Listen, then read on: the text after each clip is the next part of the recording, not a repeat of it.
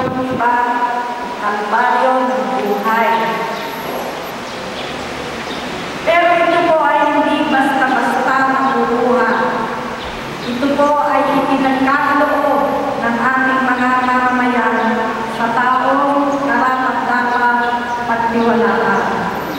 At isa nga po, si Chuse, sa mga nagkamit na pagtiwala. Mahirap man po na maging isang kapitan.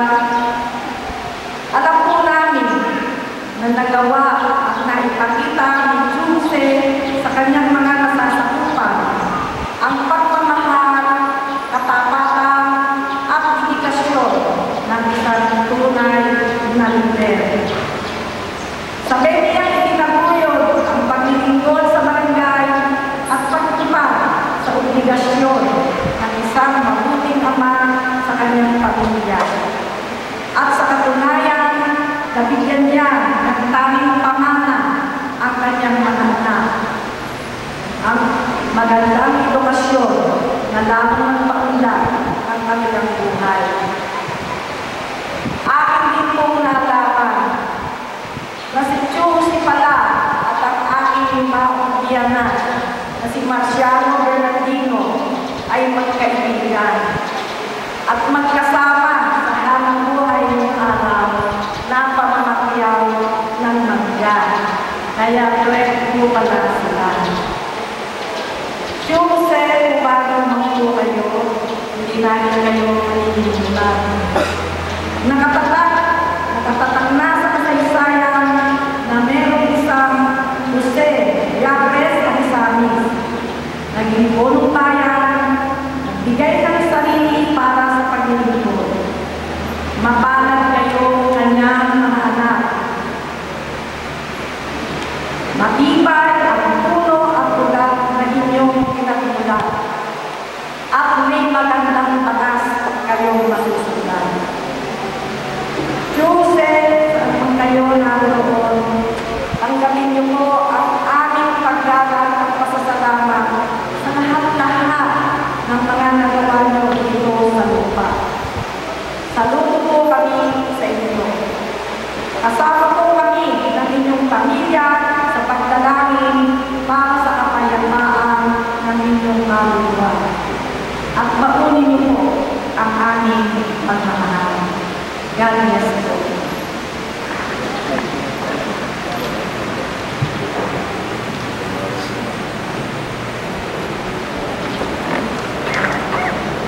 Maraming salamat sa Konsehal Peña Bernardino. Ngayon po ay maraming natin ang mensahe mula po sa Pangulong Bayan, ang ating pag-alagalang Pangulong Bayan, Bernardino Jr.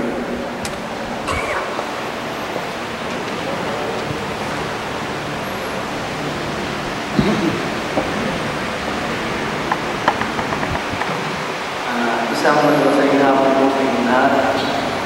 Tunay na po kanina sa mga pinagda ito. Wala po makapagsabi ng magandang hapon sa inyo lahat. Siguro po marahil napakahirap niyang sabihin na maganda ang hapon ito. Dahil alam po na tayo lahat sa ating ng simbahan na tayo may taglay na malulutan. Lalo higit ang mga mahal sa buhay at pamilya si Tatay Jose, kung saan ay nagdadala natin sa mga oras nito. Ako po ay kabilang sa mga taong nalulungkot, nagdadala natin. Sapagkat alam ko po na ang pamilyang kanyang iniwan, ang kanyang mga anak, na aking mga pagpare at kumare, kung saan ay tuloy na kami magkakapatid. Sa bawat panahon at pagkakataon, nakapiling po ng inyong Tatay Jose, lalo pa po nung ako'y masimulang lumahok sa politika. Bagaman ang mga istorya po kanina ay hindi tarong ng aming kaalaman, siya po ay mahalal bilang kapitan sa halalan ng pinakamaraming boto sa kagawad ng pagpupunong kapitan. Tunay na po kasiya-siya sapagkat napakahusay kung saan kayong lahat na lumahok bilang kagawad ay pagkakalaban, kukuha ka ng pinakamaraming boto maging ama ng iyong barangay.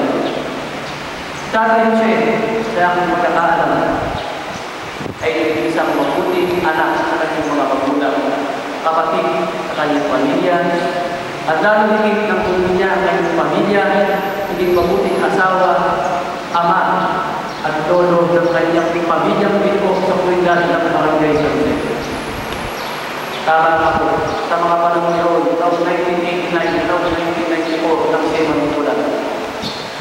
Hindi pa po ako butante doon, kaya ako kapag-negosyente pa, nalaraman ng politika.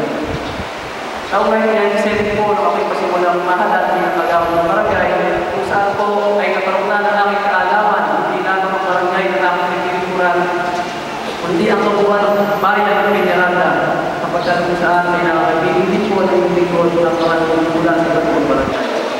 Bagamat matalaman sa Tatay Jose, kanyang barangay, dapat naman po ang kanyang mga nagkatalingan, mga accomplishments at mga nagawa sa barangay Jose. Tunay nga po, hindi lang sa pag-alang-galang at ospitalong ama sa kanyang pamilya, o hindi sa halip sa kapubaan ng kanyang barangay ng Pilipinas. Kaya nga po, pagpalaw ng Tatay Jose, ako po at ang aking pamilya, at nga po, maraming tayong lahat ay naging sa aking pare, isang pusong pakikiramay po sa inyo lahat.